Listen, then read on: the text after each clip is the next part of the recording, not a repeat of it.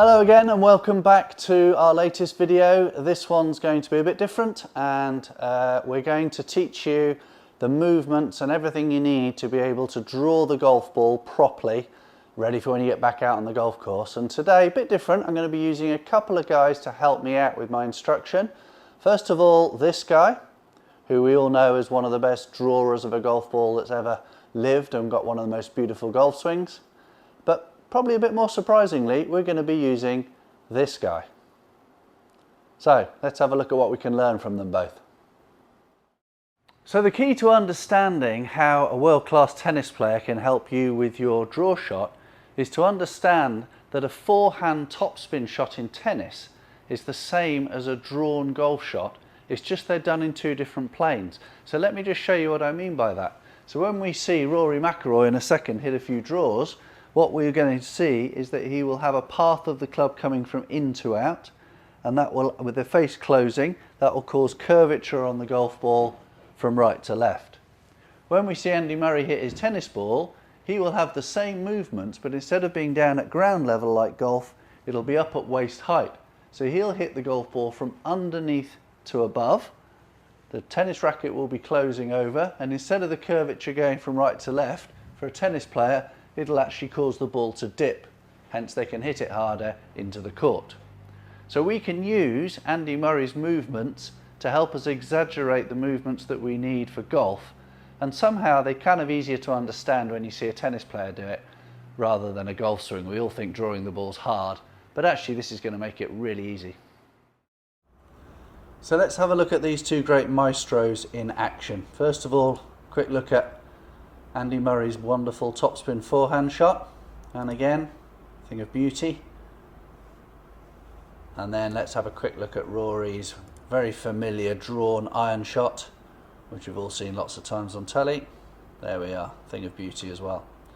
Let's have a slightly closer look then at what we can learn from Andy Murray's topspin to help you draw the golf ball. So let's go and have a look again at his backswing. Now, during his backswing, you can see that he's taken the racket right up to the top of his head height, and I'll put a little circle on the racket there.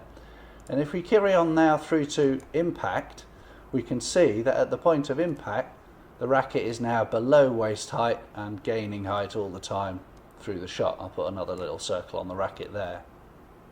Let's switch over to Rory and watch him draw the ball, and we can see if we can see any similarities here. Okay, so there's Rory's backswing. Just rewind him slightly. Let's mark out where his club head was at that point, and then let's play him through to the top of his swing on his way down. And we can see again, if I mark the same point opposite from his downswing to his backswing, if I mark that spot, we begin to see the similarities begin to emerge. Going back, let's have a look at Andy. We can see his backswing, the racket was high and came through low. Rory McIlroy, his backswing was out in front of him slightly, and his downswing was further behind him. And when I get back on the mat, I'll put that into context for you, but we can see that they both have this in common. And the reason I like to look at tennis players and impart this information to you in these terms is that tennis players have a much more exaggerated movement, and therefore it's good for us to practice it, because bigger movements in your golf swing in practice tend to result in quicker changes to golf swings and more permanent changes. So we can see here Andy's movement from high to low is enormous. Rory McIlroy's movement from steep to shallow, as we call it in golf, is not as big, but it's still relatively significant, and it's something we can all learn from if we want to hit those nice big draws when we get back to the golf course. Now, unfortunately, I'm nowhere near the tennis player that Andy Murray is, and I'm nowhere near the golfer that Rory McIlroy is, but I can take the concepts that we've just seen on the video there and just show you in real time as to how they begin to piece together. So Andy Murray, we saw his racket go up to head height on his takeaway. Yeah, then the racket dropped down and he struck the ball about waist height on the way up. And if we look at Rory McIlroy with his other implement, he was bent over more. I'll exaggerate slightly, but we saw him take the golf swing up relatively steeply, and then on the way down it was much shallower to allow him to deliver an in to out path and draw the golf ball. So we can begin to see how these two sports can be used as one to help you out. Okay, so leave the tennis racket there, but you can see that now Murray's movement with his tennis racket does look very similar to Rory's. Outside for Rory and inside here. Andy Murray, high takeaway, drop down and through. And I want you to really practice with your golf club in your hand the exaggerated movement that you've just seen on that video here. So it looks something like this. We're going to start by taking the club away from you, looping it behind you and bringing it through. Same as Andy Murray did with his racket. He went high to low. Okay, and we're going to do that much of an exaggeration. We're going to go outside to inside in golf terms. And when there's no ball there, we feel very comfortable to generate this big, what I call a loop in your golf swing. And it'll do you wonders, because with the ball there in a minute, the loop will be shrunk right down to something that you can play with, I promise you. So outside to inside. Now to add the final piece of icing on the cake, because some of you may have actually got ahead of me here and thought about this for a moment. And if Andy Murray, for example, was playing his topspin shot and hit it from underneath to above to hit his topspin, but he left the blade of his racket open or pointing upwards, that ball would just go out the court into the car park and beyond, and he'd never get a ball in play ever again. If we look very carefully at his tennis shot, you'll see that as he goes upward through the ball, the head of the tennis racket rotates to put the topspin on the ball.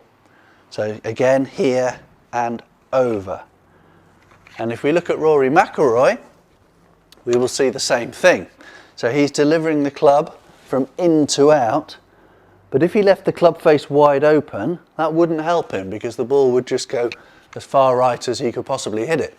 What he has to do as he comes through the golf ball is rotate the face, which we call the release of the club, through the ball to impart the draw spin on it.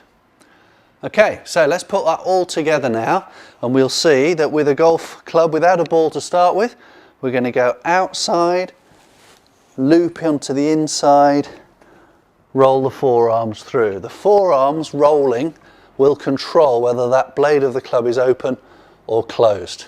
Okay, so just get the feeling of that, outside to inside, and roll it over, roll it through. And when we eventually get outside and we're able to hit a ball, if you've got a net in the garden, have a go at this. When you get to a driving range or come back to the golf course, this is what you'll expect to see, some nice big high draw shots. So we're going to stand in position. I'll do it slightly exaggeratedly so you can see it. We're going to take the club outside, drop it in, roll the face through the golf ball. Outside, drop it in, roll the face through the ball. And you can see on the trajectory on the screen there, that ball has got high flight on it, but moved from right to left in the air. And we've executed the draw as Andy Murray executes his topspin forehand. So I hope that's helped, hope that's put a bit more of a different light on drawing the golf ball for you. Give it a go. If you need any help, you know where to find us when you can. All right, take care, bye for now.